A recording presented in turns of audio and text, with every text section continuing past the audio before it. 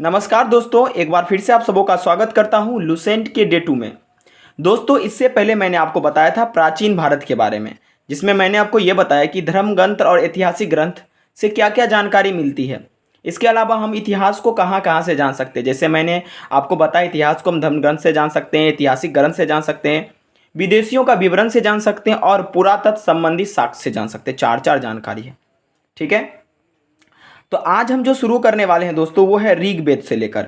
देखिए, जैसे कि मैंने आपको पिछले एपिसोड में बताया था कि हमारा वेद चार है, जो अपौरुष है, कोई कोई लिखा हुआ नहीं है, बस देवता अदृश्य रूप में ऋषियों को सुनाए, ऋषि जो है अपने शिष्यों को सुनाए, उसे कहा जाता है वेद। तो वेद मुख्यतः चार हैं, आपको पता है ये दोस्तों, ऋग्वेद, यजुर्वेद, सामवेद एवं अथर्ववेद। आज जो हम शुरुआत करने वाले हैं वो दोस्तों हम करने वाले हैं ऋग्वेद से। देखिए, ऋग्वेद के बारे में मैं पहले आपको बता देता हूं, तब ये जो किताब में बातें लिखी है वो समझाऊंगा। समझिएगा, सुनिएगा। देखिए दोस्तों, ये जो ऋग्वेद है, सबसे प्रथम लिखने वाला वेद, यानी चार वेद है, उसमें सबसे पहले ये वेद लिखा गया। अब लिखा गया नहीं, आप संकलन किया गया कह सकते हैं। और इससे पहले विश्व में कोई भी ऐसा वेद था ही नहीं। और ऐसा माना जाता है कि इसका जो विवेचन या इसके बारे में डिटेल डिस्क्रिप्शन देना, ये ऋषि लोग सप्त सेधव प्रदेश, यानी कि आप कह सकते हैं कि भाई पंजाब के आसपास के क्षेत्रों में उन्होंने इसे किया था, ठीक है। तो दोस्तों, कुछ चीज़ें हम जानते हैं। देखिए, इसमें जो ऋग्वेद में है, ये एक ऋक शब्द से निकला। किस शब्द से निकला है? ऋक शब्द। ऋक का मतलब होता है स्थिति और ज्ञान। ऋग्वेद में कंप्लीट दोस्तों ज्ञान का ही वर्णन है, ठीक है दोस्तों। कंप्लीट दोस्तों ज्ञान के बारे में ही बताया गया है। देखिए, ऋग्वेद में है क्या, जिस प्रकार से आप कोई वेद पढ़ते हैं उसी प्रकार से ये है। इसमें कई सारे चीज लिखा है। ऋग्वेद की ऋचाओं में देवताओं की प्रार्थना और स्तुति का वर्णन है। यानी ऋग्वेद जो है, इसमें देवता का प्रार्थना करते हैं हम लोग, उसका वर्णन है। जैसे अग्नि देवता को कैसे बुलाया जाता है, उसका वर्णन है। इसके अलावा ये जो वेद है, इसमें दोस्तों जल चिकित्सा, वायु चिकित्सा, सौर चिकित्सा, मानस चिकित्सा और हवन द्वारा दोस्तों कई सारे ऐसे चीजें हैं जो इसमें बताया गया है। दोस्तों, ऋग्वेद में कई सारे मंडल है। मंडल माने उसका कई सारा आप कह सकते हैं पाठ है, जिसमें औषधि के बारे में बताया गया 125 औषधि के बारे में, जो 107 स्थान पे पाया जाता है। तो ऋग्वेद काफी ज्यादा महत्वपूर्ण है। अब जैसे आप जरा सोचिए, मैं आपको कोई चीज़ समझा रहा हूँ, तो कहीं ना कहीं मैं आपका शिक्षक हुआ। उसी तरह से ऋग्वेद मंत्र का जो उच्चारण करते हैं वो यज्ञ के द्वारा होता है। मतलब ऋषि, यज्ञ के द्वारा कौन करते हैं? तो वो यज्ञ के द्वारा एक ऋषि करते थे, जिनका नाम था होत्र ऋषि। वही उच्चारण किया करते थे। जैसे आप भी देखते हैं कि यज्ञ में उच्चारण करने वाला कोई होता है, ठीक है। तो चलिए अब इस किताब पे आते हैं। ये किताब क्या कहता है? ऋचाओं के क्रमबद्ध ज्ञान के संग्रह को ऋग्वेद कहते हैं। अब यहाँ पर एक प्रश्न उठता है, सर ऋचाओं है क्या? देखिए, ऋचा का सीधा मतलब होता है कि देवता के प्रशंसा के लिए जो गुणगान या गाथा किया जाता है, उसको हम लोग ऋचा कहते हैं। कहता है जो ये गुणगान और गाथा है, इसका जब क्रमबद्ध संग्रह किया गया, एक साथ सबको एकत्रित किया गया, तब दोस्तों ऋग्वेद बना। तो उसी को ऋग्वेद कहा जाता है। सिंपल भाषा में एक ऐसा वेद जिसमें देवताओं को प्रसन्न करने के लिए कई सारे चीजों के बारे में वर्णन हो, उसे ऋग्वेद कहते हैं, ठीक है, एकदम ठेस भाषा में। इस ऋग्वेद में 10 मंडल हैं। 10 मंडल में अलग अलग मंडल है। जैसे कि मान लीजिए मैं आपका शिक्षक हूं, आप लुसेंट मुझसे पढ़ रहे हैं, किसी और टीचर से पढ़ेंगे, उसी तरह से मंडल है। प्रत्येक मंडल के अलग अलग ऋषि हैं। जैसे विश्वामित्र हैं, अलग अलग ऋषि हैं, सब वर्णन करते हैं देवताओं की प्रशंसा के लिए। इसमें कितने मंडल है? 10 मंडल है। 1028 सूक्त हैं। कितने सूक्त है दोस्तों? 1028 सूक्त।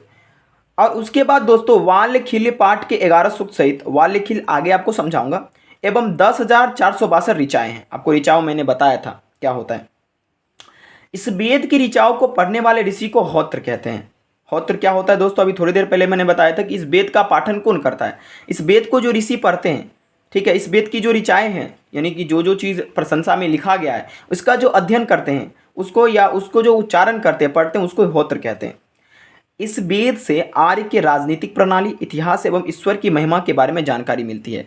देखिए, इस वेद में आर्य कैसे रहते थे, उनका जो पॉलिटिकल सिस्टम कैसा था, एवं ईश्वर की क्या महिमा है, क्या ग्लोरी है ईश्वर के, इसके बारे में हमें डिटेलिंग करने को मिलता है। ओके।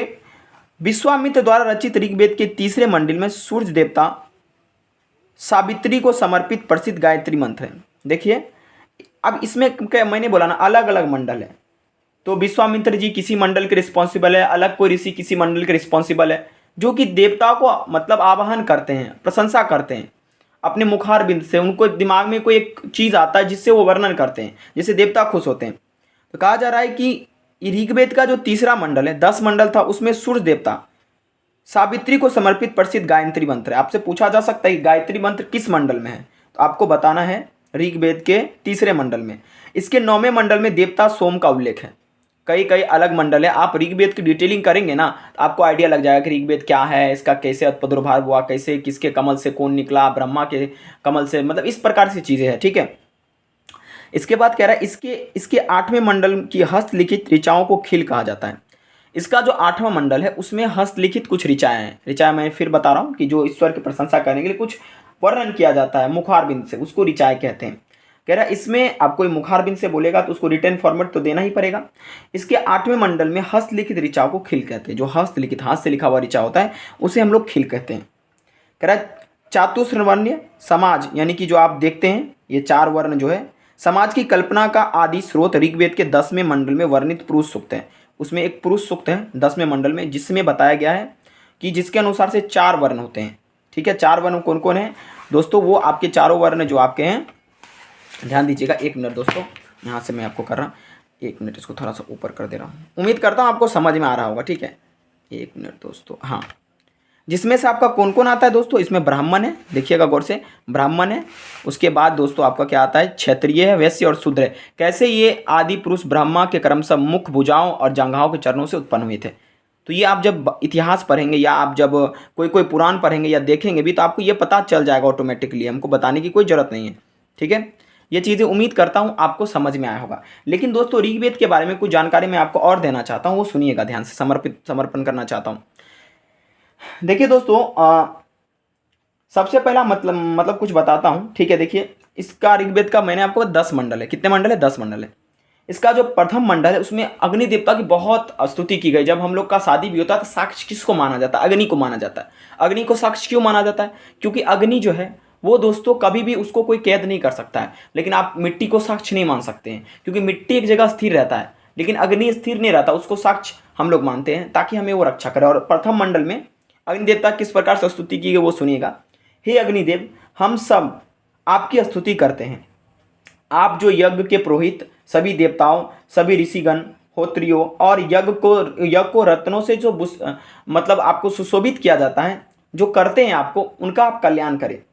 ठीक है। एक और इसमें अग्नि देवता को इसमें पिता का भी दर्जा मिला हुआ है प्रथम मंडल में। एक श्लोक से उनको आप कर सकते हैं, ऐसा बता सकते हैं, सह न पितेव सुन वेगेन सुपयाने ये भवेव।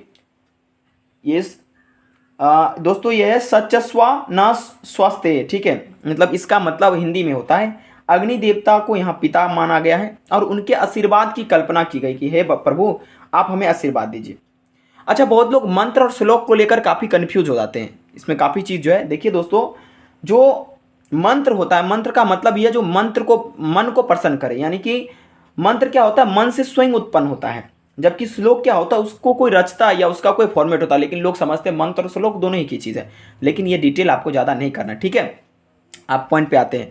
धर्मसूत्र 4 प्रमुख जातियों की स्थितियां, व्यवसायों, दायित्वों, कर्तव्यों तथा विशेषाधिकारों में स्पष्ट विभेद करता है। यह धर्मसूत्र क्या करता है? जो जाति है उसकी क्या स्थिति है, उसका क्या व्यवसाय है, क्या उसका दायित्व है, क्या कर्तव्य है। जैसे ब्राह्मण का दायित्व होता है कि भाई पूजा पाठ करे, और अलग अलग लोगों का दायित्व होता है। ठीक है। उसके बाद कहता है ऋग्वेद के कई परिच्छेदों में प्रयुक्त अघन्य शब्द का संबंध गाय से है। मतलब ऋग्वेद में गाय को ना बहुत पूजनीय माना गया है। देखिए उसमें गंगा नदी के बारे में भी एक्सप्लेन है, लेकिन मात्र एक बार ही एक्सप्लेन किया गया। लेकिन बाकी नदी जैसे रावी नदी है उसे जहाँ तक मुझे याद है उसे प्रोसनी कहा गया है। ठीक है, तो गंगा नदी के बारे में एक बार डिस्कस है। लेकिन सरस्वती नदी इसमें काफ़ी पवित्र माना गया है। आपको पता है कि ऋषि के श्राप से सरस्वती नदी अंदर चली गई, ये सब आपका मतलब अंदर की बातें हैं। तो ऋग्वेद में के जो है मतलब गाय को पवित्र माना गया। इसे गाय को कोई हत्या करता है वो अघन्य, उसे घोर अपराध मिलेगा। ठीक है दोस्तों, उम्मीद करता हूं कि आपको यह समझ में आया होगा ऋग्वेद क्या है, इसका क्या प्रादुर्भाव है, कैसे इसकी स्थितियां बनी। ठीक है, संपूर्ण विश्व की यह प्राचीनतम रचना है दोस्तों, इससे पहले कोई रचना की ही नहीं गई थी। उम्मीद करता हूं कि आप समझ पा रहे होंगे। अब आगे आपको समझाता हूं कि दोस्तों कि ईसा पूर्व एवं ईसवी, इसमें जो है क्या क्या इसका महत्व है और इतिहास में क्यों इसका रोल प्ले किया जाता है। देखिए दोस्तों, अभी जो है फिलहाल में अभी ग्रेगोरियन कैलेंडर से हम लोग चलते हैं, या आप ग्रेगोरियन कैलेंडर ऐसा कह सकते हैं, ईसाई कैलेंडर या जूलियन कैलेंडर। मतलब क्या, ईसाई धर्मगुरु ईसा मसीह के जन्म वर्ष कल्पित पर आधारित है। ठेठ भाषा में मैं अगर बोलूँ तो हमने देखो इतिहास बहुत ही सेग्रीगेटेड है, कहाँ से कौन डेट शुरू होता है हम लोग नहीं जानते। हम लोग कार्बन डेटिंग से भी बहुत चीज़ों को पता लगाते हैं, लेकिन एक एग्जैक्ट डेट हम लोग जब लेने की कोशिश करते हैं तो हम ईसा के जन्म के पूर्व और ईसा के जन्म के बाद को रेफरेंस मानते हैं, क्योंकि उसके बारे में कई जगह हम लोगों को डिटेलिंग पता है। तब ना बोलते हैं भाई इतना एडी में ये हुआ, इतना बीसी में ये हुआ।